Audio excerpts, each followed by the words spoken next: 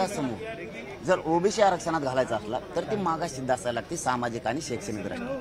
भारत देशात फक्त मराठाच एक जमात अशी आहे की ती मागाससिद्ध आहे.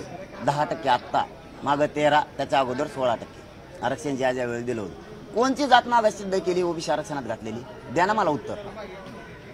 मंडल कमिशननं कोणची जात मागाससिद्ध केली? कोणत्या जातीची जनगणना केली? कोणची ओबीसीची यादी तयार केली? 3 कामापैकी कोणचं केलं? इंग्रजाच्याच काळातला सगळा डाटा उचलला. आम्ही तर मागाससिद्ध आहेत, कायद्याने मागाससिद्ध आहेत. तुम्ही मी नाही केलं त्यांना मागाससिद्ध ना, मराठ्यांना कायद्याने केलंय. मग हे बघा, बंजारा बांधवांचं, 12 बलुतेदारांचा वेगळा प्रवर्गाची मागणी ती तर व्हायलाच पाहिजे. एनटी विजेंटी झाली, त्यांचा वेगळी कॅटेगरी वेगळा त्यांना प्रवर्ग दिला गेला. मग बंजारा बांधव 12 बलुतेदारांना का नाही? म्हणजे त्यांना एक नाही ओबीसीच्या नावाखाली, आणि या ओबीसींना वेगळा नाही. म्हणजे मायक्रो ओबीसी तुम्हाला संपवायचा.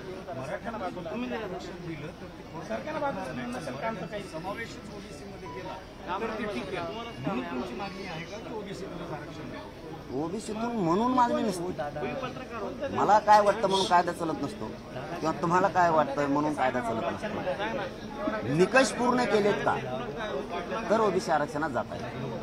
मग आता जर मराठा समाज मागाससिद्ध झाला तर कायदा सांगतो 50%च्या आत घ्या, 27% आरक्षणात. वरचं कोण म्हणलं तुम्हाला? मागाससिद्ध झाल्याच्या नंतर ती जात ओबीसी आरक्षणात घ्यायला लागते. 50%च्या वर नाही घ्यायला लागत, 50%च्या आत घ्यायला लागतं. तुम्हाला जर वेगळं आरक्षण द्यायचं असलं तर 50%च्या वर द्यावं लागतं. मग ते टिकू तिकडे खड्ड्यात जाऊ. कायदा सांगतोय ओबीसी आरक्षणात 27% आरक्षणात घ्या मागाससिद्ध असेल तर, मग ते 50%च्या आत घ्यायला पाहिजे असं आमचं म्हणणं.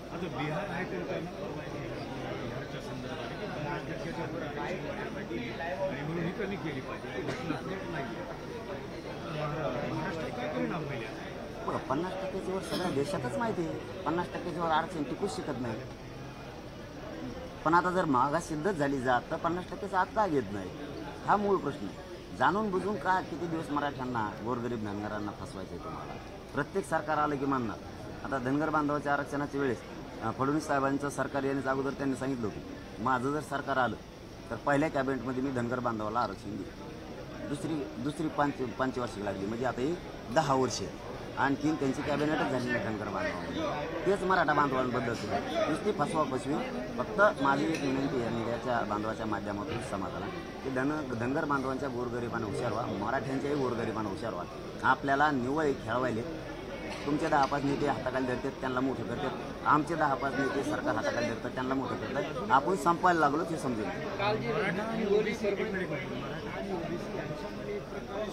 चालूच आहे. आंतरवलीत तुमच्या समोर दुसरं उपोषण बसलेलंच आहे. तर तुम्ही ही का नाही भूमिका घेतली? ओबीसींना समजून सांगायचं की तुमच्यावर कसा अन्याय होणार नाही. बघा, बसलंय का बसवलं याच्यात किंमत, याला महत्व. बसलंय का बसवलं सांगायची गरजच नाही, त्यांना माहितच नाही. ओबीसी बांधवांना सांगायची गरज होतच नाही. हे बघा, करायला लागलेत म्हणून आपण करू नका. राजकारणी ओबीसीच्या नेत्याला, आमच्याही मराठ्यांच्या नेत्याला, सरकारलाही वाद घडवून आणायचे. करू नका हे चांगलं सांगतोय. उलट मी हे सरकारनं सांगायला पाहिजे. मी सांगतोय करू नका. आणि ग्रामीण भागातल्या ओबीसी बांधवांना समजून सांगायची गरज नाही. त्यांना माहिती आहे कोणाला बसवलेलं आहे, कोणाला बसवलेलं नाही, कुठं वाद होणार आहेत. महेश गावं सापडत आहेत का? महेश गावं सापडत आहेत का? मी कुठं बसलोय? अंतराने. महाराष्ट्रात कुठेही बसता येतं ना, तिथं पुढं बसणं म्हणजे जाणून बुजून वाद करायचा अर्थ असं होतं. म्हणजे तुम्ही नाही काही केलं तरी मी तुम्हाला मुद्दाम धक्का हाणायची इथं, म्हणजे तुम्हाला राग येणारच ना. म्हणजे ही परिस्थिती आहे. माझं जुनं गाव शोधून काढलं, तिथं जायची काय गरज? छगन भुजबळला काय पाठवायची गरज आहे तिकडं? ते तर झालं. आंतरवालीचं पुढं आंदोलन बसवलं. दुसरी गोष्ट सांगतोय, म्हणजे वाद व्हावात म्हणूनच ना, दंगल व्हावं म्हणून छगन भुजबळचं काम. ही दुसरी गोष्ट. माझं जुनं गाव शोधलं, 1 नंबर ते 2 नंबर हे. आणि आता मला आत्ता कळालं रात्री की आंतरवाली सुद्धा रॅली काढायला लावली छगन भुजबळने. म्हणजे आंतरवाली महाराष्ट्रात कुठंच जागा नाही, आंतरवालीच का? याला म्हणते छगन भुजबळचा डाव आणि वाद झाले पाहिजे. महाराष्ट्राचं लक्षच आंतरवालीकडे लागले. आपण आंतरवालीत का? मग त्याला हटकूनपणा म्हणलं जातं. छगन, चौथी गोष्ट सांगतो, छगन भुजबळने सगळं सोडून दिलं. आंबडमध्ये एल्गार मेळावा का? दुसरे जिल्हे नव्हते का? म्हणजे जिथं तालुक्याला आंदोलन आहे तिथंच का?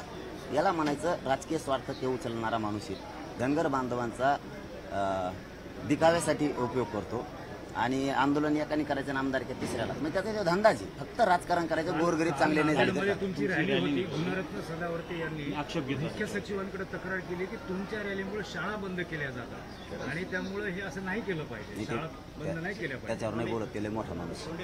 आमच्या नांदेडचाच आहे. हो ना, मोठा माणूस आहे नांदेडचा, त्या देशाचाच आहे पुरा. राईट टू एज्युकेशन ऍक्ट समोर करून कारवाई करायला सांगितलं शिक्षणाधिकारी. त्याचा धंदाच ते आहे. दुसरं काय, त्या मी बोलतच नाही त्याच्यावर, त्याला काय करायचं कर मला. संधी आरक्षण जे होतं फक्त मराठवाड्याची समस्या होती, पण ती आता पूर्ण महाराष्ट्रामध्ये पोहोचली आहे. खरं तर विदर्भामध्ये आधीपासूनच कुणबी आरक्षण आहे. नानासाहेब देशमुखांनी सगळ्यांनाच आवाहन केलं होतं की कुणबी व्हा, पण त्या काळात मराठवाड्यातले मराठा लोक जे आहेत ते कुणबी झालेले आहेत. पण आज मागणी करावी लागते. कुठंतरी त्या काळात चुकलं असं वाटतं त्यावेळेसच्या लिडरशिपचं. नाही, चुकलं नाही. काय असतं, समाजात ज्यावेळेस वावरतो मोठा भाऊ म्हणून, लहान भाऊ म्हणून, त्यावेळेस समाजाने कधीही दुसऱ्यांच्या बाबतचा आकष ठेवलेला नव्हता. खातायत ना गोरगरीब विषयी, खाऊ द्या, नाही गरज आपल्याला. लहान मोठे भाऊ आहे, एक सामंजस्याची भूमिका होती त्यावेळेस. हे खाऊ द्या, आपल्याला नको आहे, आपल्याला आहे. पण ज्यावेळेस आता परिस्थिती शैक्षणिक सामाजिकदृष्ट्या मागास होती, त्यावेळेस मागायला गेल्यावर जे अगोदरपासून खातात त्यांनी जी आमची त्यावेळेस त्यांच्याबद्दलची भावना होती, ती भावना आता त्यांनी व्यक्त करायला पाहिजे की यांच्या लेकराला मिळू द्या.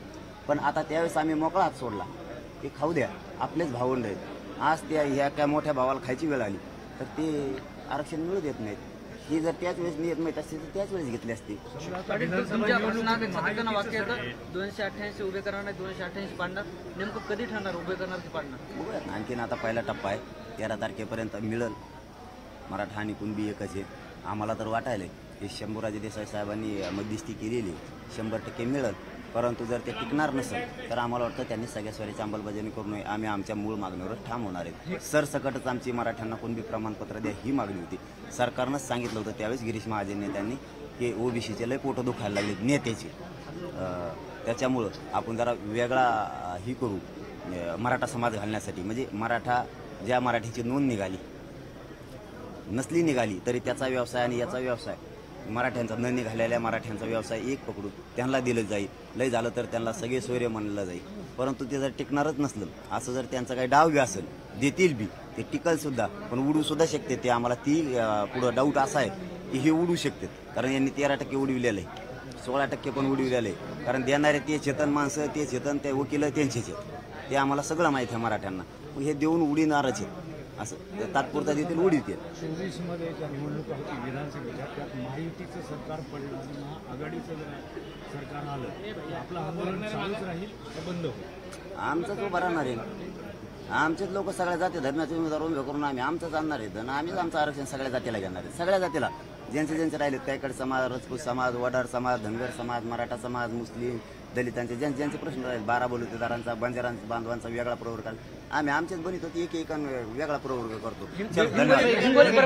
हिंगोलीमध्ये आपली रॅलीला पोलिसांनी नाकारले, परवानगी नाकारली. नाही, मी नाही माहिती घेतली. मी माहिती घेतो आज, उद्या याच्यावर 100% हिंगोली परभणीपेक्षा नांदेडमधलं भाषण आक्रमक झालं, फडणवीस टार्गेटवर होतं.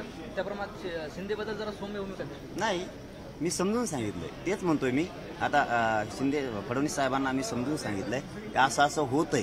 तुम्ही प्रत्येक वेळेस काय करताय, ओबीसी फक्त नेते धरताय. सामान्य ओबीसींचं काय, 10% ओबीसीचे नेते सुधारणार, पण 90% ओबीसी गोरगरिबांचं वाटोळं होतंय. त्याच्यामुळे तुमच्यावर नाराजीचा रोष येतोय. तसंच मराठ्यांचे तुम्ही 10% लोक सुधारितात राजकारणात येऊ, 90% गोरगरीब मराठ्यांचं वाटोळं होतंय.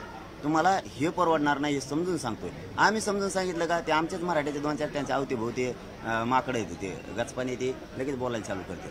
त्याने ते हे समजून घेत नाहीत की ते बोलल्यामुळं फडणवीस अडचणीत येते, पण ते बोलतेच. आम्ही समजून सांगितलं, त्यांच्याकडे निर्णय, त्यांच्याकडे, त्याला आम्ही काय करावं. आम्ही मात्र आमच्याच्यावर ठाम आहेत. बघूयात 288 लढायची का पाडायची. चलो, धन्यवाद.